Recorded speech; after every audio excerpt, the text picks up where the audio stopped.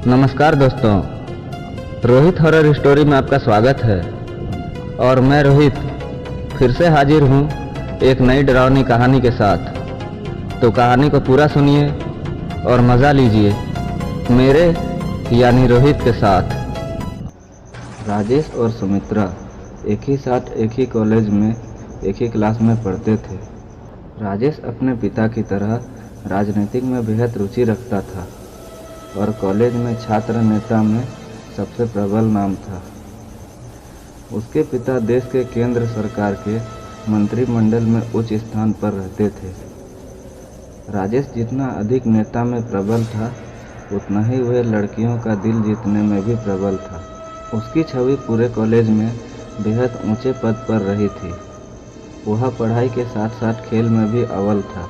जब किसी भी शख्स को कॉलेज में कोई भी मुसीबत से सामना करना पड़ता, राजेश का दिल नेतागिरी के अलावा किसी अन्य पर भी केंद्रित था।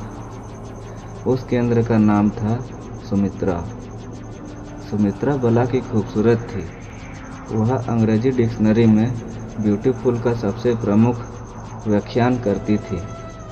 शर्मीले भाव की भोली सी सूरत ओढ़े सुमित्रा प्रेम की एक अलग प्रस्तुति पेश करती थी जो बेहद प्यारी थी। सुमित्रा मन ही मन राजेश को चाहती थी, लेकिन वह कह नहीं पाती थी क्योंकि उसे डर लगता था कि कहीं राजेश मना ना कर दे, क्योंकि राजेश बेहद अमीर घर से ताल्लुक़ रखता था। तो वहीं सुमित्रा एक सामान्य परिवार की बेटी थी। एक दिन सुमित्रा कॉलेज से घर की ओर जा रही थी, तभी रास्ते में उसे राजेश मिला। दोनों की नज़रें एक दूसरे को देखने लगी, जैसे कई जन्मों की बात कर रहे हो। फिर कुछ मिनटों के बाद दोनों एक दूसरे से नज़र हटाई और नीचे की ओर झुका ली। राजेश बाइक पर अलग दिशा में निकल पड़ा, तो वही सुमित्रा भी अलग दिशा में निकल पड़ी। दोनों एक दूसरे से काफ़ी दूर हो गए थे।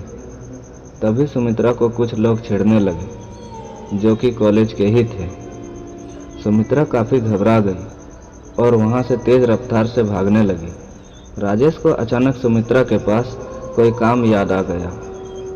वह मुड़ा और अपनी बाइक को तेज़ी से सुमित्रा की तरफ ले जाने लगा, लेकिन वह अचंभित रह गया।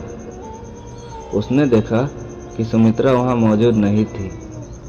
राजेश को वही लड़के दिखे जो कि सुमित्रा का पीछा कर रहे थे। उन्हें देखकर राजेश को यह आभास हो गया था कि ये लड़के जरूर सुमित्रा के साथ कुछ हरकत कर रहे होंगे। वह वहीं रुका रहा और उन लड़कों से बात करके उन सभी को भेज दिया। कॉलेज के सब लड़के राजेश से बहुत डरते थे, क्योंकि वह किसी के साथ भी अन्याय नहीं सहन कर सकता था। जैसे ही वह गए, राजेश ने सुमित्रा को ढूंढने की कोशिश करी, लेकिन वह काफ़ी देर तक नहीं मिली। परंतु जैसे ही वह वापस जा रहा था, तभी उसको कुछ रोने की आवाज़ आने लगी। यह आवाज़ एक गली से आ रही थी। राजेश ने उस गली की तरफ मुड़कर देखा तो सुमित्रा को पाया। सुमित्रा काफ़ी भयभीत थी।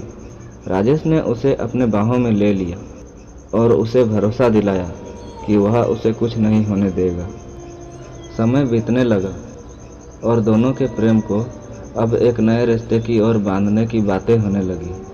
सुमित्रा और राजेश दोनों का विवाह होना नक्की हुआ। सुमित्रा ने बताया कि वह अनाथ है, उसका कोई नहीं है, वह घर पर भी अकेली ही रहती है। इस पर कईयों ने राजेश के घर से आपत्ति दर्ज करी, लेकिन राजेश का सुमित्रा के प्रति प्यार देखकर वह शादी कराने को राजी हो गए। उनकी बड़े धूमधाम से शादी संपन्न हुई। दोनों एक दूसरे से बहुत खुश थे। 3 अगस्त इस तारीख का प्लान बनाकर दोनों अपना हनीमून मनाने के लिए हिमाचल शहर के कसौली पहुँचे। कसौली के प्रसिद्ध रेस्टोरेंट कसौली पैराडाइज में अपने प्यार भरे क्षण बिताने के लिए वह वहाँ के मैनेजर से एक कमरा लेते हैं। राजेश ने सुमित्रा को कमरा चुनने को कहा। वह रेस्टोरेंट 5 मंजिला था।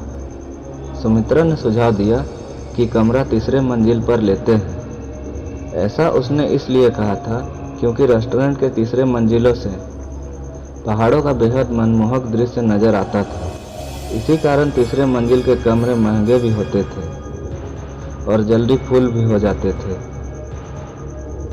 मैनेजर ने उन्हें 304 नंबर की चाबी दी और वेटर को बुलाया ताकि वह सामान लेकर जा सके। लेकिन सुमित्रा जब मैनेजर को जिद करते हुए कहने लगी कि उसे 308 नंबर की चाबी चाहिए, लेकिन मैनेजर उन्हें मना किया और कहा कि वह कमरा अभी रेनोवेशन होना है।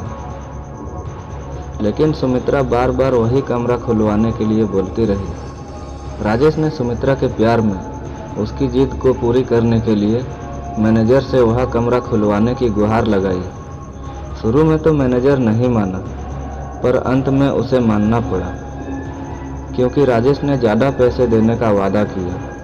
फिर मैनेजर ने उन्हें 308 नंबर की चाबी दे दी और वह दोनों चाबी लेकर 308 नंबर कमरे के पास पहुंचे। वह दरवाज़ा खोल के अंदर गए और दोनों कमरे में एक दूसरे को निहार रहे थे और साथ ही साथ पहाड़ों को भी, जो कि कसौली की खूबसूरती को बखूबी दर्शा रहे थे। जैसे ही दोनों एक दूसरे के प्यार में डूब रहे थे और सारी हदें पार करने की ओर बढ़ रहे थे, तभी एक अजीब सी आवाज़ ने दस्तक दी। राजेश ने पहले कमरे के हर कोने में देखा कि कहीं कोई खिड़की खुली ना रह गई हो। वह उठकर देखा तो कोई भी खिड़की खुली नहीं थी, पर फिर भी उसे किसी की चलने की आवाज़ें पूरे कमरे में सुनाई दे रही थी। वह डर के मारे बेड पर मुड़कर देखने लगा, लेकिन वह देखकर अचंभित रह गया क्योंकि सुमित्रा वहां मौजूद नहीं थी। वह डर की सीमा को लांघ चुका था। पूरे कमरे में वह सुमित्रा को आवाज़ लगाने लगा और कमरे से बाहर जाने की कोशिश करने लगा, लेकिन मानो कमरा किसी ने बाहर से बंद कर दिया था। यह पहली बार था कि राजेश डर के मारे रोने लगा। अचानक से उसे कमरे के बाथरूम से पानी चलने की आवाज़ आती है। वह दौड़ते हुए बाथरूम की तरफ पहुंचता है।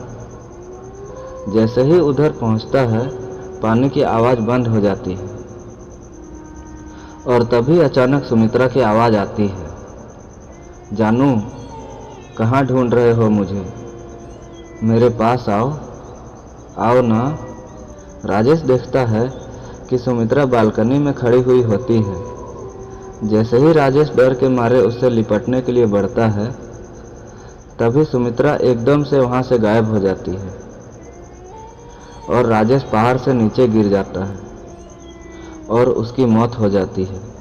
अगले दिन उसकी लाश पहाड़ से बरामद होती है। इंस्पेक्टर रणदीप सिंह को तहकीकात करने की जिम्मेवारी मिलती है। उस लाश के पोस्टमार्टम के मुताबिक राजेश की मौत होने से पहले उसकी धड़कन काफ़ी तेज चल रही थी। इंस्पेक्टर सुमित्रा को ढूंढने की कोशिश करते हैं, लेकिन उन्हें सुमित्रा कहीं नहीं मिलती है।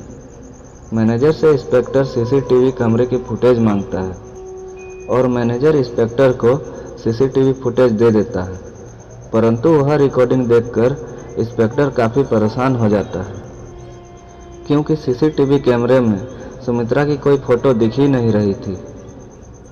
इंस्पेक्टर को यह मैनेजर की चाल लगती है और इंस्पेक्टर राजेश के घर पर उसकी मौत की खबर लेकर पहुंचता है। सभी परिवार वाले अचंभित हो जाते हैं। इसी वक्त राजेश का भाई इंस्पेक्टर से सुमित्रा के बारे में पूछता है, तो इंस्पेक्टर कहता है कि कमरे में तो हमें कोई नहीं मिला। सब घर वाले कहते हैं कि राजेश और सुमित्रा की हाल ही में शादी हुई थी। इंस्पेक्टर ने सुमित्रा के परिजनों को फ़ोन करने को कहा, लेकिन तभी इंस्पेक्टर को पता चला कि सुमित्रा का तो कोई है ही नहीं। फिर इंस्पेक्टर सुमित्रा का कॉलेज जाता है तो वहाँ पता चलता है कि सुमित्रा नाम की कोई लड़की ने तो कभी एडमिशन लिया ही नहीं था, या फिर वह कौन थी यह आज तक पता नहीं चल पाया है। तो दोस्तों, कहानी आपको कैसी लगी हमें नीचे कमेंट करके ज़रूर बताइए, और अगर अच्छी लगी हो तो वीडियो को एक लाइक कीजिए और अपने दोस्तों के साथ शेयर कीजिए। और इसी तरह की और नई नई कहानियाँ सुनने के लिए हमारे चैनल को सब्सक्राइब करके बेल आइकन को ऑल पर कर लीजिए। और अगर दोस्तों आप मुझे अपनी कोई कहानी भेजना चाहते हैं तो मुझे मेरे इंस्टाग्राम आईडी पे मैसेज कीजिए। मेरा यूज़र नेम है रोहित यूट्यूबर 25। तो चलिए दोस्तों, मिलते हैं आपसे किसी और नई कहानी के साथ। तब तक के लिए अपना ख्याल रखिएगा। Bye and take care.